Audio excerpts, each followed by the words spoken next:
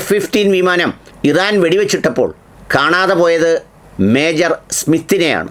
Major Smith American സൈന്യത്തിലെ ചെറിയൊരു പുള്ളിയല്ല. പല സൈനിക ഓപ്പറേഷനുകളും തന്ത്രപ്രധാനമായ കാര്യങ്ങളും കൃത്യമായി ചെയ്യുന്ന മിടുക്കനായ ഓഫീസറാണ്.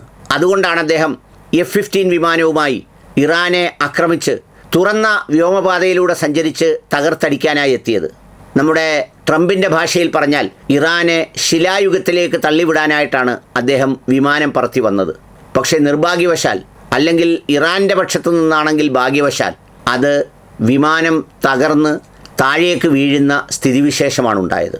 വിമാനം തകരുന്ന വേളയിൽ സ്മിത്ത് രക്ഷപ്പെട്ടു എന്നും രക്ഷപ്പെടാനുള്ള ലൈഫ് സേവിംഗ് മെക്കാനിസം ഉപയോഗിച്ചു എന്നുമാണ് പറയപ്പെടുന്നത്.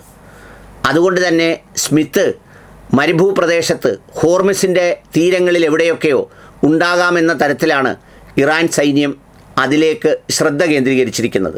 സ്മിത്തിനെ ജീവനോട് അവരുടെ കയ്യിൽ കിട്ടിയാൽ അതൊരു വലിയ നെഗോസിയേഷനുള്ള മാർഗമാവും എന്നാണ് പറയപ്പെടുന്നത്.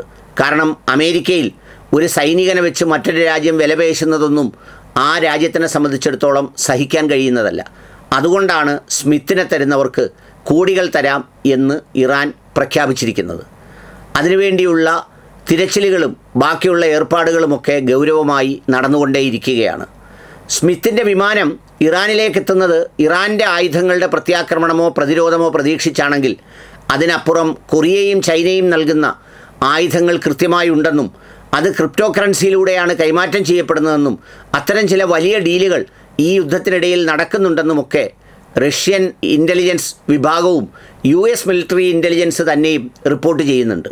അതുകൊണ്ടുകൂടിയാണ് അവർക്കിത് ആക്രമിക്കാൻ കഴിയുന്നത്.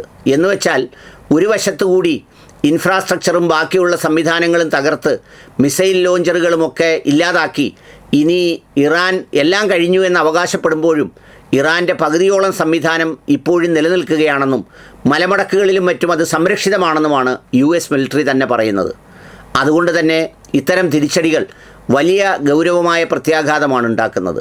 യുദ്ധം വേഗത്തിൽ തീർത്ത് മടങ്ങാനൊരുങ്ങുന്ന ട്രംപിന് അതൊന്നും കഴിയാത്ത രീതിയിലുള്ള പ്രയാസങ്ങളും ലോകത്താകമാനം ഊർജത്തിൻ്റെ, ഇന്ധനത്തിൻ്റെ, ജീവിത നിലവാരങ്ങളുടെ ചിലവ് ഗണ്യമായി വർദ്ധിക്കുകയും ഉയരുകയും ചെയ്യുകയാണ്. എത്ര നാളാണ് ഇങ്ങനെ പിടിച്ചു നിൽക്കാനാവുക? ആ നെഗോസിയേഷന് സ്മിത്ത് കൂടി ഉണ്ടായിരുന്നെങ്കിൽ എന്നുള്ളതാണ് ഇറാൻ്റെ താല്പര്യം. ഇതുവരെ അദ്ദേഹത്തിന് ലഭിച്ചതായി എങ്ങും സ്ഥിരീകരിച്ചിട്ടില്ല.